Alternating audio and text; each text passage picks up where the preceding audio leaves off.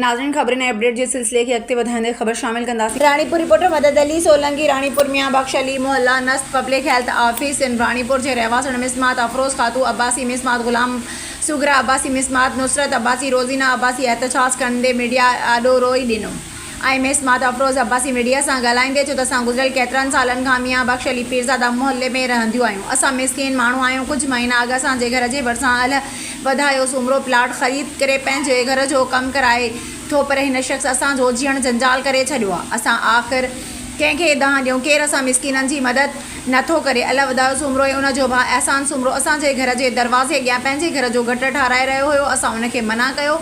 असांजे घर जे दरवाज़े भरिसां गटर न ठाहियो, असांजे घर में बदबू थींदी। उन ते अल वधायो सुमरो असांजे मथां ॾमेड़जी पियो ऐं कोर्ट सगोरी में वञी असांजे मथां केस दाख़िल करे रहियो आहे ऐं मुख़्तलिफ़ क़िस्मनि जा माण्हू वठी असांजे घर ॿाहिरां चकर हणे थो। असां खां पंहिंजो घर ख़ाली करण लाइ मुख़्तलिफ़ तरीक़नि सां हिरासा परेशान करे थो। ख़ुदा असांजी मदद कयो। असां रानीपुर थाणे ते NCB कराई आहे, पर असां ग़रीब आहियूं। पुलिस बि असांजी मदद नथी करे। मिसमात अफरोज़ अब्बासी SSP खैरपुर DIG सखर ऐं वस वारनि खे मदद जी अपील कई। आख़िर में मिसमात अफरोज़ अब्बासी मीडिया सां ॻाल्हाईंदे चयो, अगरि मुंहिंजी फैमिली जे कंहिं फ़र्द खे को नुक़सानु थियो त उनजो ज़िम्मेवार अल वधायो सुमरो ऐं उनजो भाउ अहसान सुमरो हूंदा। नाज़रीन अॼु असां जेको आहे बैरिस्टर टीम जे प्लेटफॉर्म ते जेको आहे मेहरान कॉलोनी लॻ पब्लिक हेल्थ ऑफिस पहुता आहियूं ऐं हिन अमड़ जेको आहे पंहिंजे नुंहंनि सां गॾु ऐं भेण सां गॾु एहतजाज करे थी।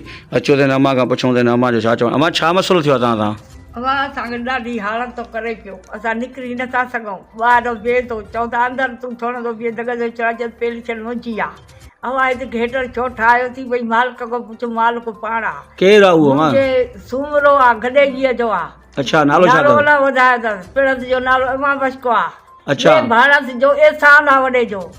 टीह जो इमन आहे। टे भाइर आहिनि। अच्छा, ई बि अथनि। उहे हिते तव्हां? हा, मूंखे तकलीफ़ ॾिए थो। आयो आहे कॾहिं मूं वटि अहिड़ो वाक़ियो न थियो आहे। मूंखे 15 साल आहे त हिते झंगो मां इहा जहाज ॾे वरिती आहे। मां ॿाहिरि घेटर हया आहिनि, जेको प्लाट बि अचे विहंदो